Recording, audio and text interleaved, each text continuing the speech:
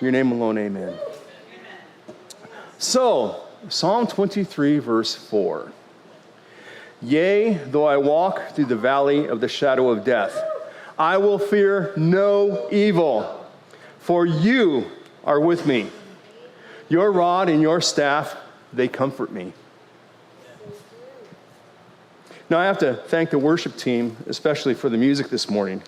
So incredible when the worship team and the pastor are on the same page and they have the songs that are just right for the sermon.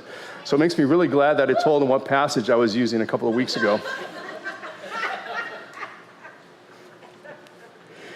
Yea, though I walk through the valley of the shadow of death.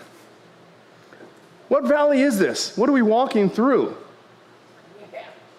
You know, I've read some comments that this is about the Kelt Valley, Q-E-L-T Valley in Israel.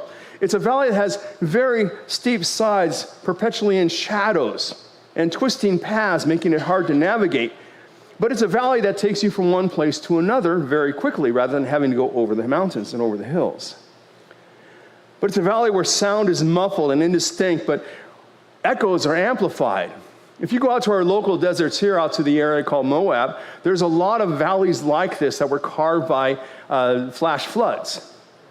And you can walk them. They're very narrow. You can touch the sides of the canyon, but the tops are way, way up there. Narrow, winding. You don't know where you are, really. You can't see the sun. You know, just shining up above there. You're in shadows the whole time. And the whole time you're there going, is it raining yet? Oh, no, I don't want to be here when it rains. Because you can see the water marks, 12 feet up on the side. So you don't want to be there. But it's a way to get from one place to another. So they're saying, hey, maybe this is that valley. There's an example here. Now, if you ask AI says the valley of the shadow of death refers to a metaphorical representation of difficult and dark times in life, symbolizing fear and uncertainty rather than a specific physical location. It emphasizes the idea that even in the darkest moments, one can find comfort and guidance through faith. Well, I think that has some truth in it.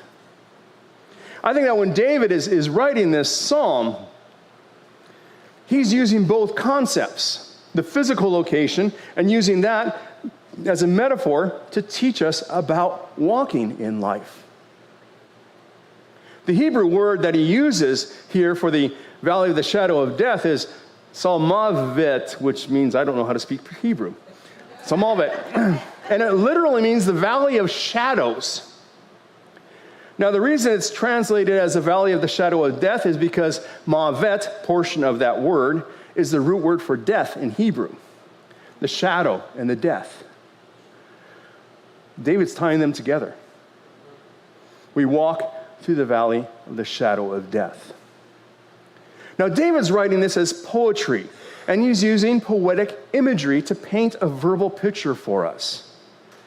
There might have been a real place called Death Valley in Israel. We have one. We have a Death Valley. If you've ever been out there at Furnace Creek in the summer, you know why they call it Death Valley. It is hot. There is nothing there. And miserable. And lots of people have died from dehydration out there and exhaustion because of the heat. So there might have been a real place in Israel called Death Valley. And David's just using this to create an image for us. And it is a very striking image. But what do you think the valley of the shadow of death means? What does it mean?